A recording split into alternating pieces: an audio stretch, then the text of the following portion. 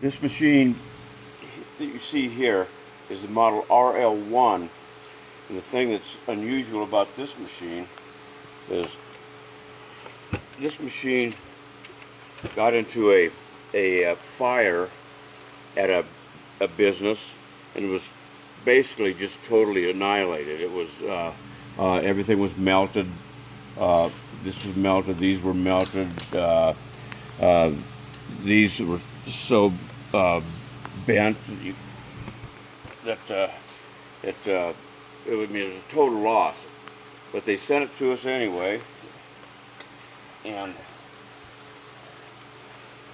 our man here took it in the shape it was in and got it back into this shape, and now it's working just like it did when it was brand new. It doesn't look brand new anymore. Of course, it was in a fire that completely destroyed the business it was in. But now I just wanted to show you.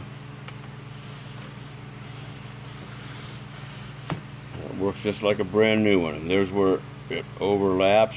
It's absolutely spot on perfect. So here's a machine that was totally destroyed,